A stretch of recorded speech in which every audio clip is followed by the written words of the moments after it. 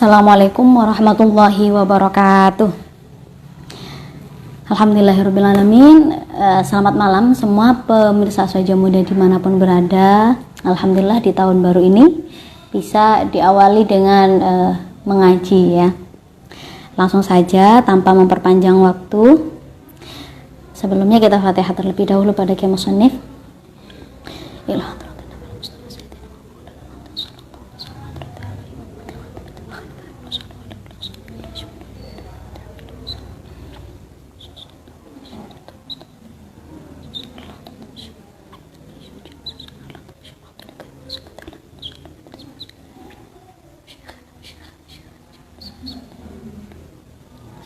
Al-Fatihah.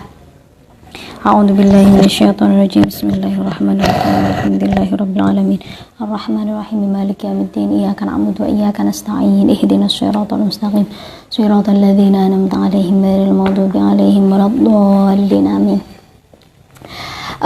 Baik, mereview sedikit materi yang kemarin. Kita kemarin sudah belajar tentang syarat wajib sholat.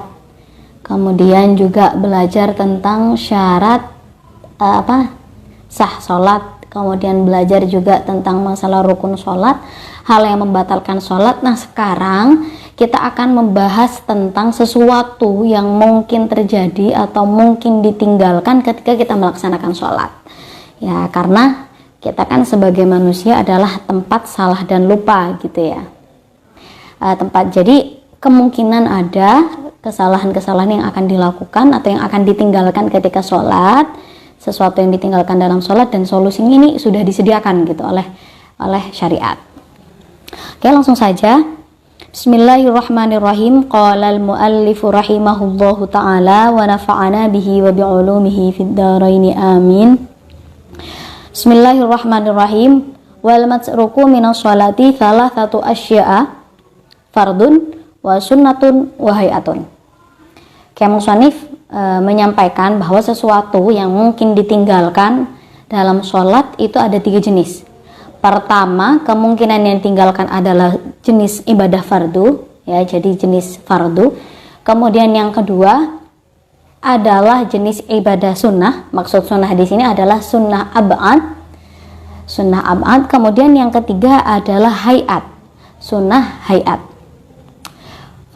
Sebelum lebih jauh membahas tentang bagaimana solusi ketika kita meninggalkan dari salah satu ketiga ini, maka terlebih dahulu akan saya jelaskan sekilas tentang apa sih fardu gitu ya. Fardu itu adalah sesuatu yang tidak boleh tidak atau harus dilakukan ketika melaksanakan sholat. Contohnya apa? Yaitu misalkan membaca Fatihah, kemudian ruku, ya pokoknya rukun-rukun sholat, sujud, kemudian i'tidal dan seterusnya. Itu adalah ibadah fardu atau rangkaian fardu yang tidak boleh ditinggalkan dalam sholat. Yang kedua adalah sunnah. Sunnah di sini yang dimaksudkan kayak musannif adalah sunnah ab'ad. Sunnah ab'ad ini adalah sunnah-sunnah yang dimana ketika seseorang sholat meninggalkan sunnah ini, maka dia dianjurkan. Jadi bukan diwajibkan ya, dianjurkan untuk melakukan sujud sahwi. Jadi hanya sebatas sujud sahwi gitu. Maksud dianjurkan bagaimana ya? Kalau misalkan mau sujud sahwi juga nggak masalah, kalau misalkan tidak mau sujud sahwi juga nggak bakal dapat dosa seperti itu. Itu sunnah ab'ad. Nah, jumlah sunnah ab'ad ini teman-teman itu ada 6 ya. Jadi apa saja 6 itu? Yaitu pertama adalah tasyahud awal, kedua duduk tasyahud awalnya, kemudian yang selanjutnya adalah kunut pada saat separuh kedua dari bulan Ramadan, berarti hari ke-15 ya, 15 ke belakang sunnah kunut pada saat witir, itu juga termasuk sunnah ab'ad. Kemudian juga kunut pada saat sholat subuh, itu juga sunnah ab'ad. Kemudian adalah selain itu tadi sudah tasyahud, kunut, setelah itu membaca sholawat pada Nabi saat tasyahud awal. Jadi saat duduk tasyahud awal, tahiyat awal, itu sunnah membaca sholawat pada Nabi, hukumnya sunnah ab'ad. Kemudian membaca sholawat pada keluarga Nabi ketika pada tasyahud akhir. Jadi ketika tahiyat akhir, hukum membaca sholawat pada Nabi hukumnya wajib, tapi hukum membaca sholawat pada keluarga Nabi itu hukumnya sunnah, namanya sunnah aba'at. Nah, dari 6 sunnah yang disebutkan tadi, ya, ketika seseorang meninggalkannya, contoh misalkan lupa tidak kunut ketika dia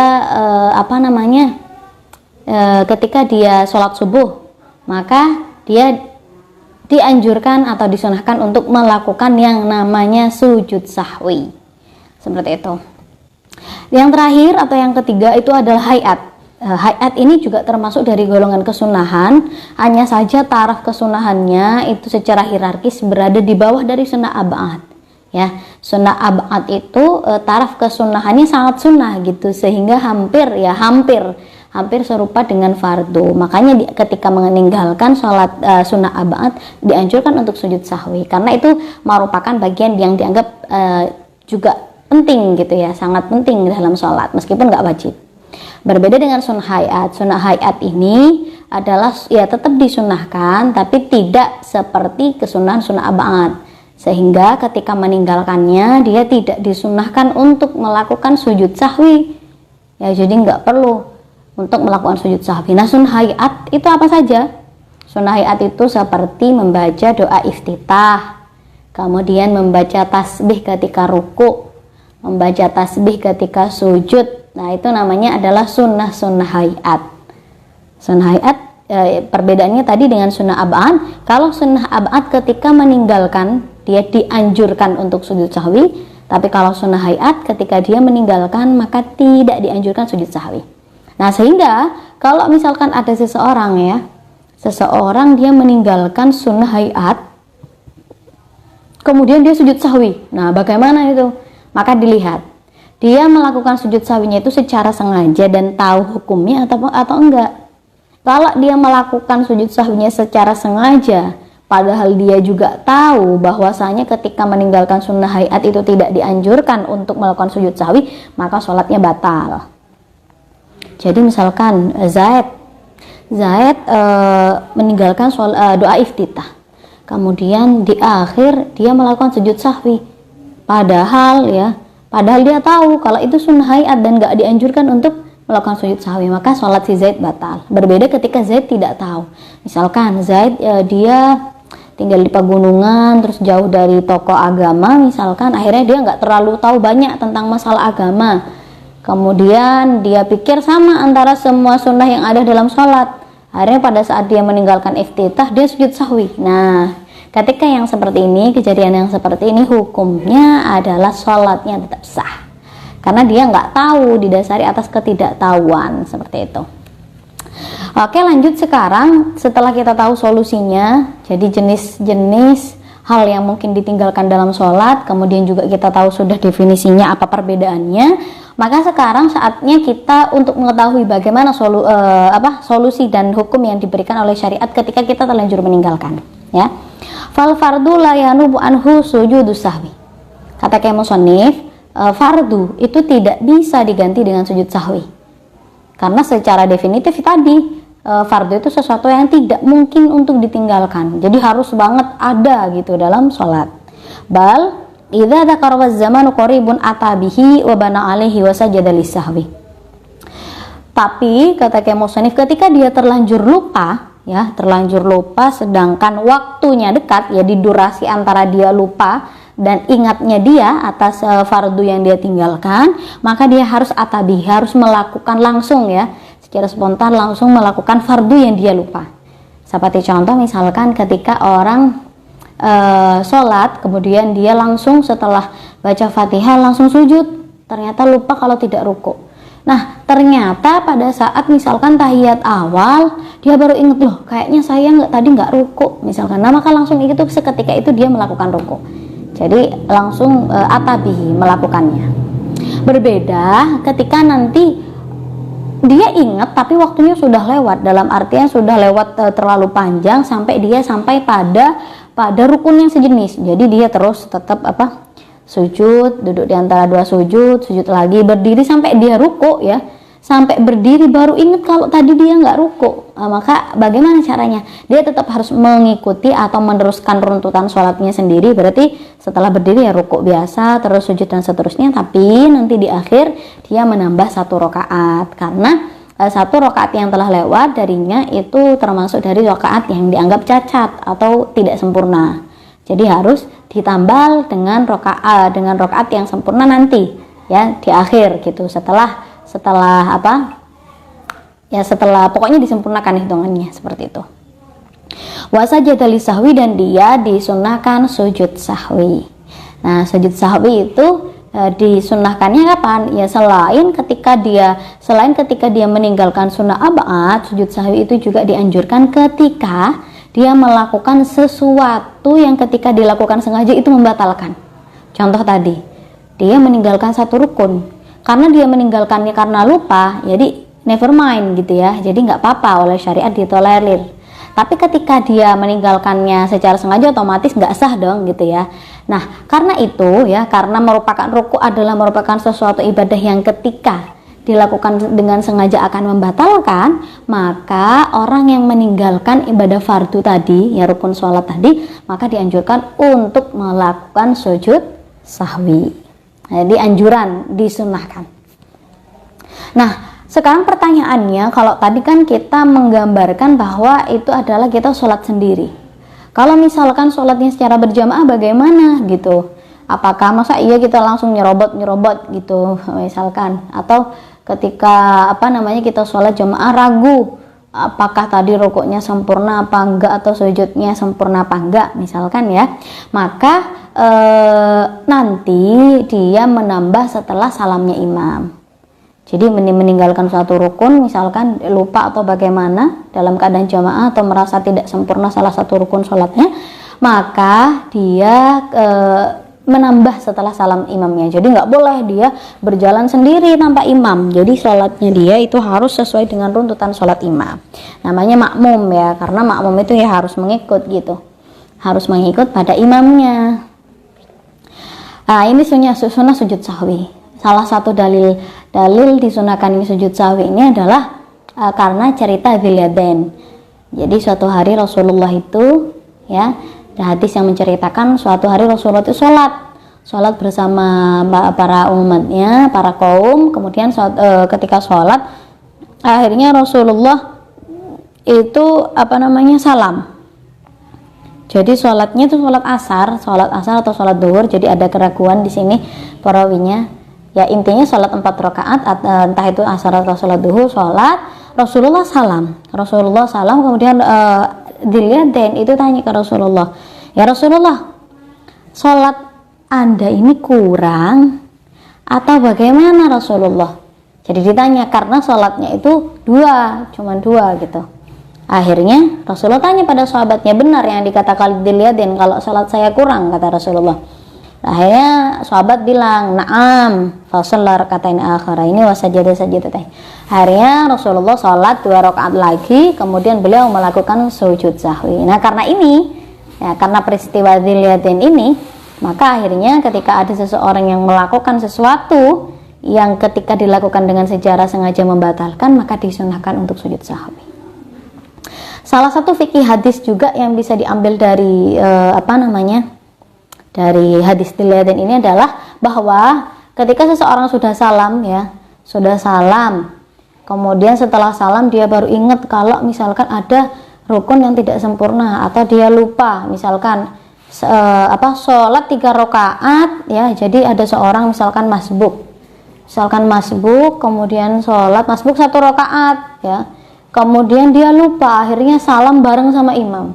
Kemudian setelah salam ada yang mengingatkan teman sebelahnya, kamu sholatnya kurang loh 1 rakaat. Nah seketika itu langsung diteruskan, nggak masalah selama waktunya masih dekat ya, jadi nggak masalah. Jadi meskipun ada ucapan yang sedikit ya, meskipun sudah berucap ada kalamun yasir, nggak masalah, yang penting zamannya qorib. Jadi abis sholat misalkan gitu ya, kamu mbak sholatnya kurang 1 rakaat loh, jadi langsung berdiri untuk menyempurnakan sholatnya. Jadi nggak perlu untuk mengulang dari awal ya, seperti itu. Kemudian yang kedua, jenis yang pertama tadi solusinya seperti itu ya. Kalau meninggalkan berarti ketika dia ingat waktu durasinya dekat langsung dilakukan, ketika sudah sampai pada rukun yang sama maka caranya dengan menambah 1 rakaat, atau ketika dia makmum maka caranya menambah setelah salam imam. Kemudian terakhir sunnah sujud sahwi. Nah sekarang adalah yang bentuknya sunnah atau sunnah ab'ad yang ada 6 tadi. Sunnah ab'ad itu la ya'udu ilaiha ba'da talabbusi bil fardi lakinnahu yasjudu li sahwi anha. Nah ini diperinci kalau sunnah ab'ad. Kalau tadi fardu kan nggak boleh harus dilakukan, nggak boleh nggak, bahkan ketika dia ingat langsung balik gitu. Kalau sunnah ab'ad itu beda. Sunnah ab'ad itu tidak boleh dia kembali ingin melakukan sunnah ab'ad ketika dia sudah bergegas melakukan fardu setelahnya.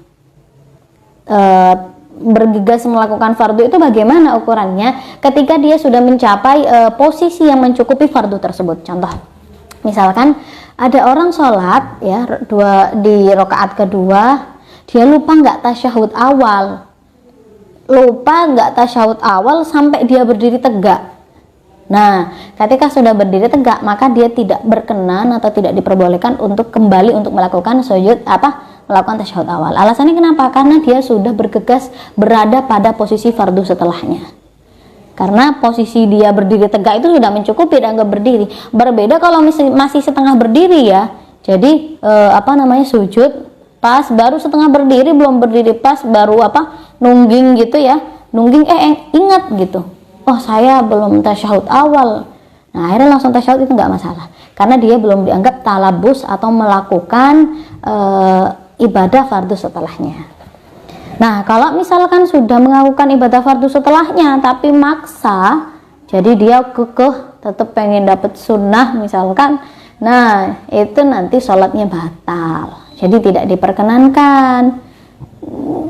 Maka caranya bagaimana agar tetap mendapat kesunahan, atau agar anggaplah kekurangannya itu bisa tertutupi, maka lakinnahu yasjudu lis-sahwi anha. Akhirnya di akhir disunahkan untuk melakukan sujud sahwi.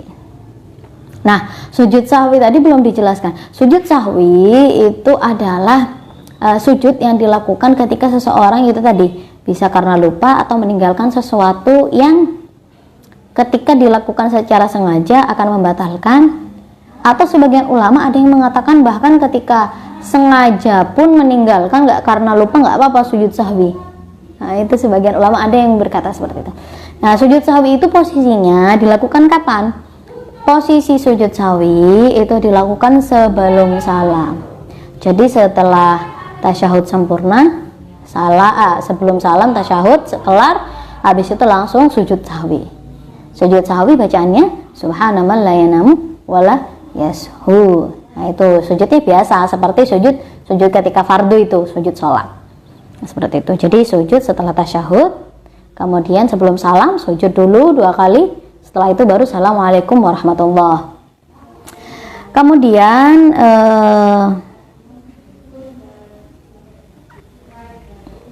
wal hayatu la ya'udu ilaiha ba'da tarkiha. Berbeda kalau jenis sunnah yang ketiga, itu sunnah hayat. Karena sebagaimana yang saya katakan tadi, ini secara jenis ini secara hierarkis memang sesuai dengan kekuatan hukumnya ya. Fardu, ab'ad, habis itu hayat. Jadi yang paling kuat fardu, kemudian ab'ad, kemudian hayat. Nah kalau sunnah hayat la ya'udu ilaiha ba'da tarkiha.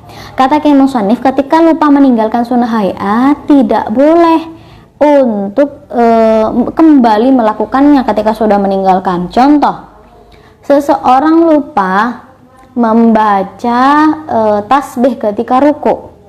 Dia sudah posisinya duduk di antara 2 sujud. Akhirnya dia langsung mau ruku, mau baca tasbih. Nah, itu nggak boleh. Jadi nggak disunahkan gitu ya. Nggak disunahkan tidak diperkenankan untuk kembali mengulangi sunnah hayat itu.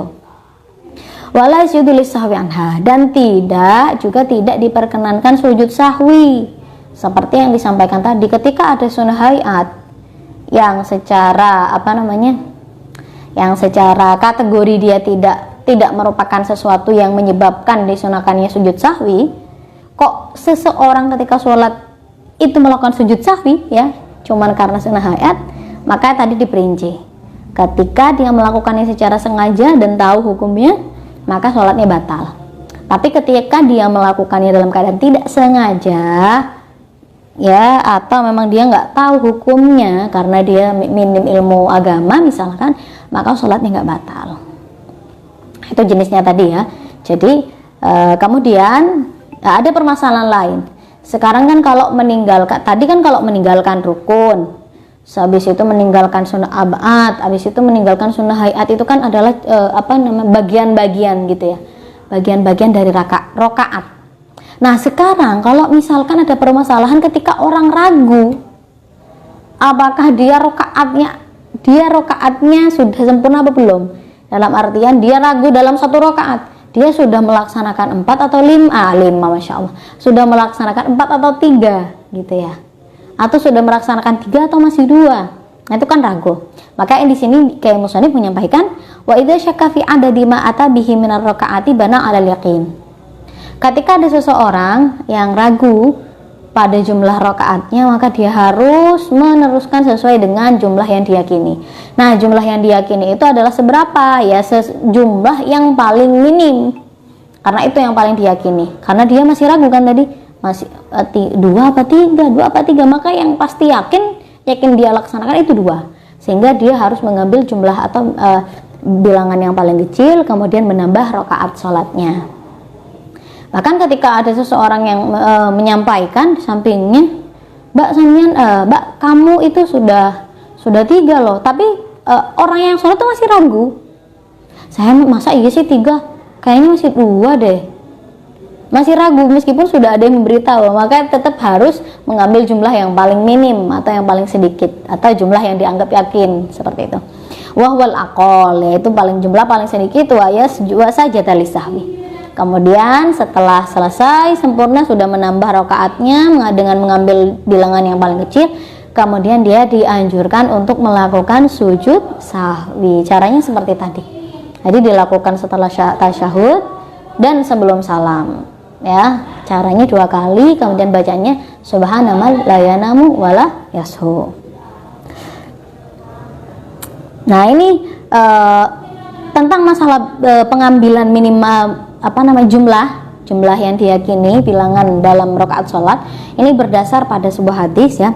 Hadisnya ini diceritakan oleh Abi Sa'id radhiyallahu an, bahwa Rasulullah pernah bersabda, "Idza syakka ahadukum fi sholati falam yadri kam shalla thalathan am arba'an."